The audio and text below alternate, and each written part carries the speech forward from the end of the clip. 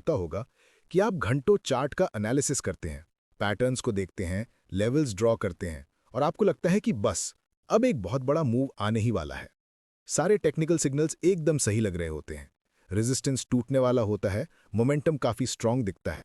आप पूरी हिम्मत और भरोसे के साथ उस ट्रेड में एंटर करते हैं, लेकिन फिर अगले ही पल पलक झपकते ही बाजार तुरंत रिवर्स हो जाता है।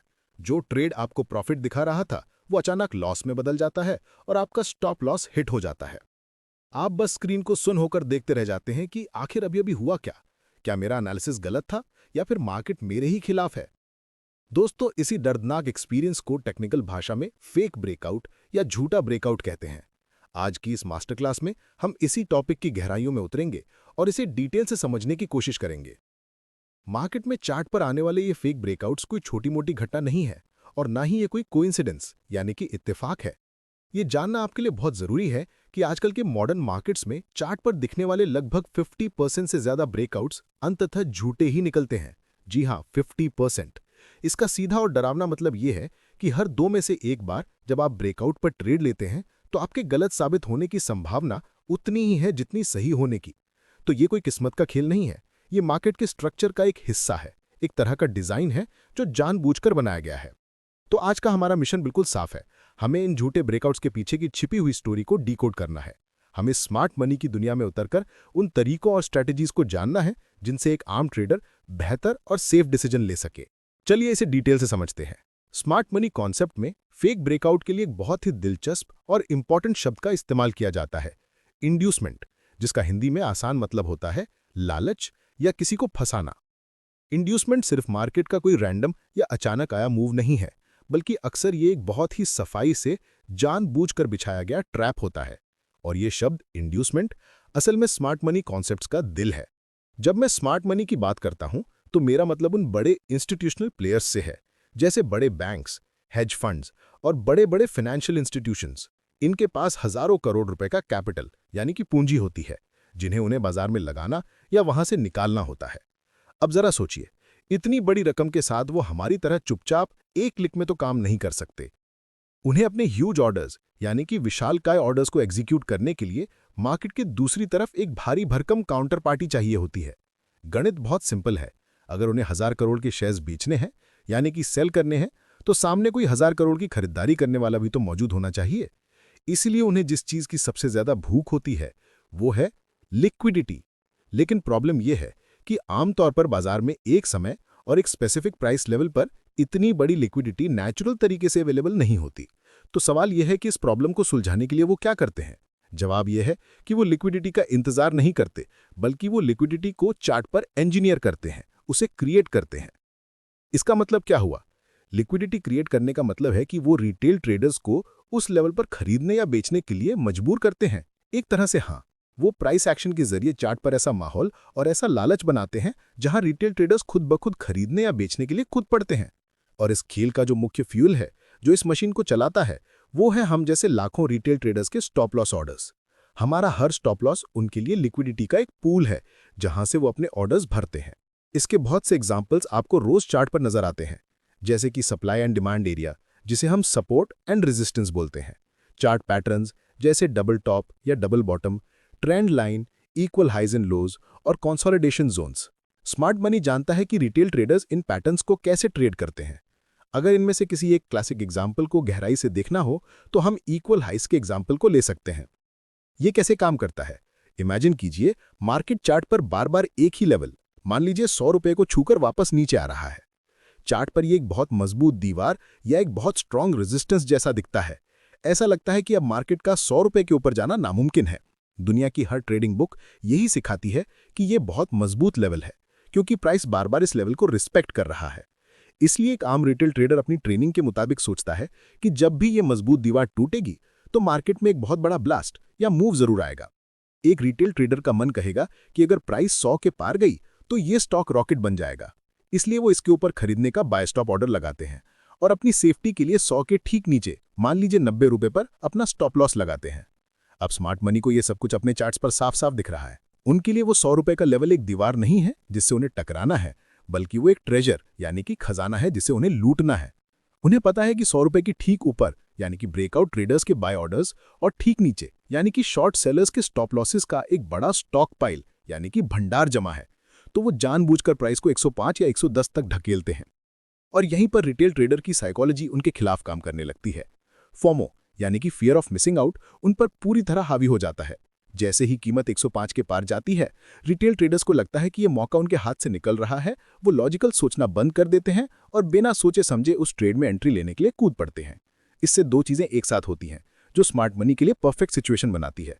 पहला तो नए बायर्स फोमो के कारण फ्रेश लॉन्ग पोजीशंस बनाते हैं यानी कि बाय ऑर्डर्स, और दूसरा जिन लोगों ने ये सोचकर 100 रुपए के लेवल पर शॉर्ट किया था कि कीमत गिरेगी, उनके स्टॉप लॉस यानी कि जो असल में बाय ऑर्डर्स होते हैं वो हिट हो जाते हैं। तो अचानक मार्केट में बहुत सारे बाय ऑर्डर्स की बाढ़ आ जाती है। यही वो लिक्विडिटी है जिसका स्मार्ट मनी को बेसब्री से इंतजार था। अब वो अपने हजारों करोड़ के सेल ऑर्डर्स को उस बढ़ी हुई बाइंग डिमांड में आसानी से डंप कर सकते हैं, और जैसे ही उनके सेल ऑर्डर्स पूरे होते हैं, कीमत को तेजी से नीचे अपनी असली डायरेक्शन में ले जाते हैं। बेचारे रिटेल ट्रेडर्स टॉप पर फंसे रह जाते हैं। ये मार्केट को देखने और सोचने का बिल्कुल अलग तरीका है। हम अक्सर उस रेजिस्टेंस को एक हर्डल की तरह देखते हैं, जबकि स्मार्ट मनी उसे एक अपॉर्चुनिटी की तरह देखता है। वो चार्ट पर एक बहुत ही साफ सुथरा, अट्रैक्टिव दिखने वाला सेटअप तैयार करते हैं, ये जानते हुए कि हम उस पर रिएक्ट करेंगे। लेकिन वो सेटअप ही असल में एक पिंजरा या ट्रैप होता है। उनका मकसद रिटेल ट्रेडर्स को पर्सनली नुकसान पहुंचाना नहीं है, बल्कि अपने बड़े ऑर्डर्स को पूरा करने के लिए एक सही लेवल पर रिटेल ट्रेडर्स की भीड़ को इकट्ठा करना है। और ये इंड्यूसमेंट कैंडल यानी कि फेक ब्रेकआउट उन्हें ठीक यही करने में मदद करती है। शिकारी चाहे कितना भी होशियार क्यों ना हो, जंगल में चलते वक्त उसके पैरों के निशान रह ही जाते हैं। और ट्रेडिंग में फेक ब्रेकआउट का सबसे पहला और सबसे बड़ा क्लू तो हमें कैंडल स्टिक की बनावट में ही मिलता है। एक बहुत आम और डेंजरस गलती जो ट्रेडर्स करते हैं वो है ब्रेकआउट कैंडल के पूरा यानी क्लोज होने का वेट नहीं करना। यहाँ पर फिर से वही दुश्मन फोमो हावी हो जाता है। ट्रेडर को लगता है अगर मैंने कैंडल के बंद होने का वेट किया और प्राइस और ऊपर चली गई तो मुझे महंगा खरीदना पड़ेगा और मेरी जिंदगी का सबसे बड़ा जैकपॉट हाथ से निकल जाएगा। स्मार्ट मनी इसी ह्यूमन वीकनेस और साइकोलॉजी पर खेलती है। होता यह है कि जैसे ही चार्ट पर प्राइस किसी इंपॉर्टेंट लेवल को क्रॉस करती है, ट्रेडर एक्साइटमेंट में कूद पड़ते हैं। उस वक्त लाइव मार्केट में कैंडल बड़ी, हरी और बहुत बुलिश दिख रही होती है, लेकिन खेल का असली हिस्सा अभी बाकी होता है। जैसे ही उस कैंडल के बंद होने का समय करीब आता है, सेलर्स यानी स्मार्ट मनी पूरी ताकत से हावी हो जाते हैं और प्राइस को वापस उस लेवल के नीचे धकेल देते हैं। रिजल्ट क्या होता है? चार्ट पर एक ऐसी कैंडल बनती है जिसकी बॉडी बहुत छोटी होती है और ऊपर की तरफ एक लंबी परछाई या विक होती है जो बिल्कुल एक सुई या पिन की तरह दिखती है, जिसे टेक्निकल भाषा में शूटिंग स्टार, पिन बार या अपर विक रिजेक्शन कहते हैं। ये लंबी विक इस बात का चीख चीख कर प्रूफ देती है कि यहाँ बायर्स ने कोशिश तो की थी, लेकिन उनकी कोशिश को बुरी तरह से रिजेक्ट कर दिया गया है और अब कंट्रोल सेलर्स के हाथ में है। तो फिर एक असली और भरोसेमंद ब्रेकआउट की कैंडल कैसी दिखनी चाहिए? एक असली स्ट्रॉन्ग ब्रेकआउट तब माना जाता है जब कैंडल बिना किसी झिझक के मजबूती से एक अच्छी भरी हुई बॉडी के साथ उस लेवल के बाहर जाकर क्लोज हो। उसमें ऊपर की तरफ बहुत बड़ी विक नहीं होनी चाहिए, लेकिन सावधान रहें, सिर्फ इतना ही काफी नहीं है। उस ब्रेकआउट की पुष्टि के लिए अगली कैंडल को उस मूव को जारी रखना चाहिए जिसे हम फॉलो थ्रू कहते हैं। बहुत बार ऐसा होता है कि चार्ट पर एक स्ट्रॉन्ग बुलिश कैंडल हमारे रेजिस्टेंस लेवल के ऊपर क्लोज तो हो जाती है, जिसे देखकर बहुत से ट्रेडर्स इसे एक रियल ब्रेकआउट मानकर सीधे लॉन्ग ट्रेड में एंट्री करते हैं। मगर अगली ही कैंडल ऊपर जाने के बजाय सीधे नीचे चली आती है और पिछली ग्रीन कैंडल को पूरा निगल जाती है, यानी इनगल्फिंग, जिससे सभी ट्रेडर्स के स्टॉप लॉस तुरंत हिट हो जाते हैं। इसलिए ब्रेकआउट कैंडल की क्लोजिंग के साथ साथ फॉलो थ्रू कैंडल कैसे बनती है इसे देखना कंपलसरी है। अगर नेक्स्ट कैंडल की क्लोजिंग ब्रेकआउट कैंडल के 50% हिस्से के नीचे हो जाती है तो ये खतरे की घंटी है और बायर्स के कमजोर होने का क्लियर सिग्नल है। ये तो हुई कैंडल स्टिक की कहानी, लेकिन सिर्फ कैंडल को देखना अधूरी पिक्चर देखने जैसा है। किसी भी ब्रेकआउट की सच्चाई पर रखने के लिए हमें मनी फ्लो देखना होता है, यानी वॉल्यूम। अगर स्मार्ट मनी शिकारी है तो वॉल्यूम उसके पैरों के गहरे निशान हैं जिन्हें मिटाया नहीं जा सकता। वो बिना शोर मचाए इतना बड़ा मूव नहीं कर सकते। उसी तरह अगर स्मार्ट मनी सच में बाजार के किसी मजबूत रेजिस्टेंस लेवल को तोड़कर ऊपर ले जाना चाहती है तो वो बहुत सारा पैसा मार्केट में झोंक देंगे और वो पैसा वॉल्यूम बार्स में दिखेगा। एक असली ब्रेकआउट हमेशा हाई वॉल्यूम के साथ होना चाहिए। अब सवाल आता है, हाई वॉल्यूम से मतलब कितना हाई? इसका कोई फिक्स नंबर नहीं है, ये हमेशा कंपैरेटिव यानी तुलनात्मक होता है। हमें देखना होता है कि क्या ब्रेकआउट के समय का वॉल्यूम पिछले 10 या 20 कैंडल्स के एवरेज वॉल्यूम से काफी ज्यादा है। अगर वॉल्यूम टावर बाकी टावर्स से ऊंचा है तो ये एक अच्छा संकेत है कि इसमें बड़े खिलाड़ियों का पैसा लगा है। लेकिन अगर एक बड़ी बुलिश ब्रेकआउट कैंडल बन रही है और नीचे वॉल्यूम बिल्कुल सूखा पड़ा है यानी लो वॉल्यूम है, तो वो ब्रेकआउट भरोसे के लायक नहीं है। इसका सीधा मतलब है कि बड़े खिलाड़ियों ने उस मूव में हिस्सा नहीं लिया है और ये सिर्फ एक छलावा हो सकता है। कहानी यहीं खत्म नहीं होती।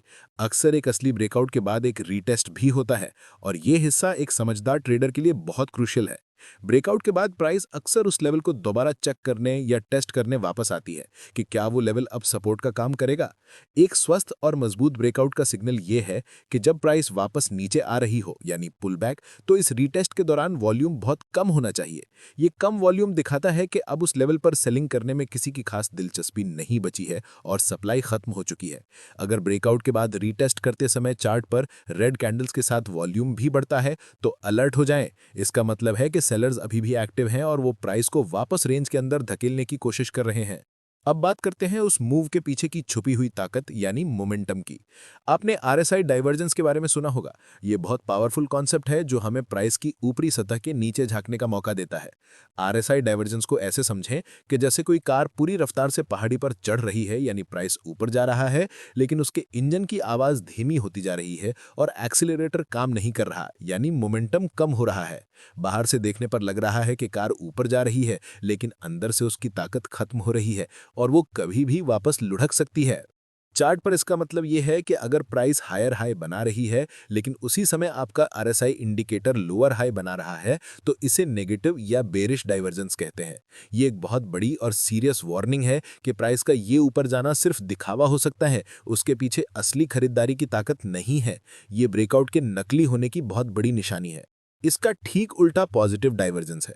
मान लीजिए स्क्रीन पर आपको देखेगा कि स्टॉक की कीमत गिर रही है और एक नया लो यानी लोअर लो बना रही है, लेकिन उसी समय आरएसआई का ग्राफ ऊपर जा रहा है। यह संकेत है कि में अब दम नहीं बचा है और मार्केट ऊपर की ओर मुड़ने के लिए स्प्रिंग की तरह तैयार हो रहा है। यह नीचे की तरफ होने वाले फेक ब्रेकडाउन्स को पकड़ने का एक शानदार तरीका है।